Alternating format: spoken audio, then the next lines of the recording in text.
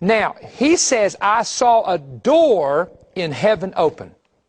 Now, that word door is a Greek word that means a literal portal or opening, meaning John wasn't just using some kind of symbolic allegory to describe. No. He saw a door. He saw an opening, and he was caught up into that opening. Now, once you pass through the door, then the door is shut. That's why you have in the parable of the 5 wise virgins, they enter into the bridal chamber, and the door is shut. So watch this.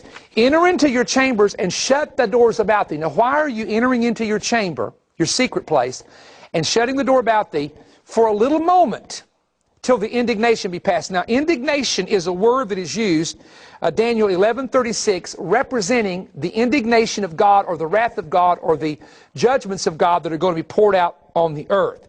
And he said, hide yourself for a little moment, meaning that this isn't going to last forever. It's for a time period. And if you'll read the Bible, the 7 vials, 7 trumpets, and the 7-seal book, 6 seals, 6 trumpets, and 6 vials totally deal with judgment striking the earth. And so we see that this indignation only lasts for a moment. Then what happens? The Lord returns. And it says God is going to come out of his place to punish the earth for shedding the innocent blood. And you will find that in Revelation 6 when the martyrs say, how long, O God, will you not avenge us of our blood of those that dwell on the earth? Revelation 20, souls are beheaded for the testimony which they hold.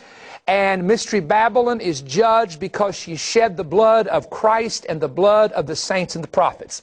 So the judgments of the indignation God will send in the tribulation are based on, more than anything else, this is important you understand this, shedding innocent blood.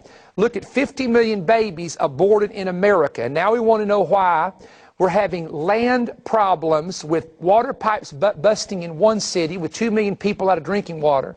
Water on the coast getting polluted by oil. Someone says, oh, come on, Perry, this is all natural stuff. Let me tell you, without going into detail, many of the judgments that the angels pour out in the book of Revelation, the 6 trumpets and the 6 vials that are poured out, many of them can be equated to an asteroid, and there will be an asteroid strike the earth in the book of Revelation, volcanic eruptions, which the ash will cover the sky and darken the sun, and tsunamis. Those 3 things people will look at and think it's a natural disaster, but the earth, the Bible said, is groaning and travailing under the weight of the shed blood and the weight of sin. And so the Lord spoke to me. I don't want to get sidetracked here, but this was years and years ago, and I began to tell some partners. The Lord spoke to me and said, when America gets near the level of 50 million aborted babies, God said, I'm going to allow the hedge to come down on parts of the United States, and they're going to see a lot of difficulty that they've never seen before. So what's sad is the politicians of America and even our Supreme Court does not understand the Bible. You cannot shed innocent blood.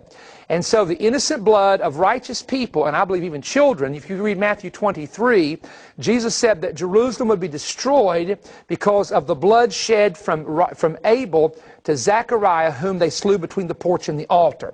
So in this time of indignation, in the book of Revelation especially, the tribulation, it's about blood being shed in the earth and the blood crying up to God for vengeance. And that's why the earth shakes, the earth quakes, and the terrible things happen, because Paul said the earth is in travail waiting to be delivered.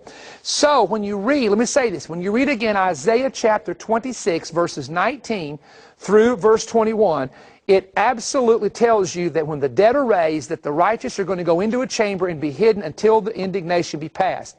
So if the tribulation is 7 years in length, first 42 months is the wrath of the Lamb, last 42 months is called the wrath of God, then we can understand that the righteous have to be in heaven. Jesus said, where I am, there you may be also.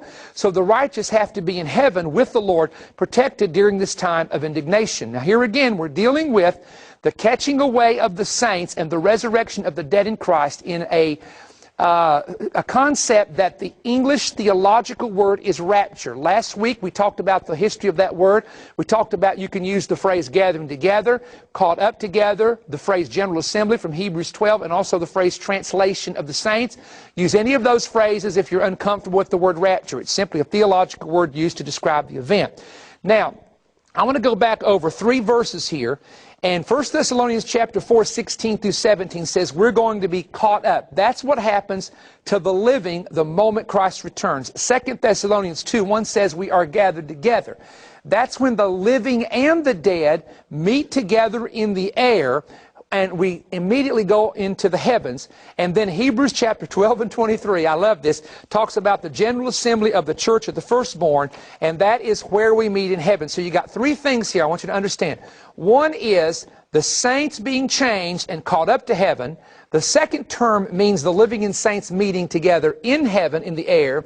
And the third term is the living saints and the dead saints and the angels meeting together in the temple of heaven at the great assembly or the general assembly.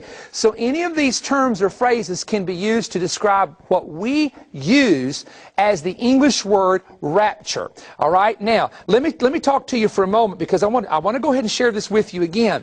When you begin to talk about the rapture of the church, and again, I use the term, I could use gathering together or catching away, but there'd be thousands of people watching me saying, what does it mean by gathering together and catching away? The word rapture has been an established theological word to describe the event that occurs in 1 Thessalonians chapter 4, 16 through 17, Ephesians 1 and 10, 2 Thessalonians chapter 2 and verse 1, and so forth. Now, here's the argument that you hear. And I get letters on this. The rapture is a false teaching. The rapture is heretical doctrine. And I have sat down with people from time to time who taught that, and I would share with them what I'm getting ready to share with you next week. And they looked at me and said, I've never heard anything like this. Nobody ever taught me this, Brother Perry. I always believed that it was heresy from this book that was written. I won't name the man's book, where he traced it back to the 1830s, or a preacher on television that's very well known who says he doesn't believe in it. He thinks it's a modern fabricated doctrine. Now remember this, for someone to say the rapture is a false doctrine is the same thing that the Roman Church said about Martin Luther when he preached the just shall live by faith. It's the same thing that mainline denominations said when the outpouring of the Spirit hit at Azusa Street. They said it was a heresy and a demonic doctrine. It's the same thing that denominationalism said about the great healing revival from 1948 to 1955, when my father, who came out of that era, saw men pray for people in tents. Men in tents pray for people. Let me rephrase that. And girders would fall off of people. Deaf ears would be opened. Blind eyes would be opened. And great miracles would happen. It's the same thing that classical Pentecostals began to say about the blessing teaching that the charismatics brought in the 1980s. I can remember sitting under ministers. That's heresy. And now these classical Pentecostal churches, some of them are having terrible financial difficulty. And I told one the other day, I said, the reason you're having difficulty is I heard you preach for 30 years that God doesn't prosper people. Now, how can you expect to have the blessing of God when you're not telling people God will bless them for their giving? And I'm not trying to rebuke anyone here. I'm simply making an observation. Well, now the preterists and other organizations are telling us that we don't know what we're teaching. We're teaching heresy. We're teaching false doctrine because we're teaching about a rapture of the church. And I will just simply say to you that there is a reason why this teaching resurfaced when it did.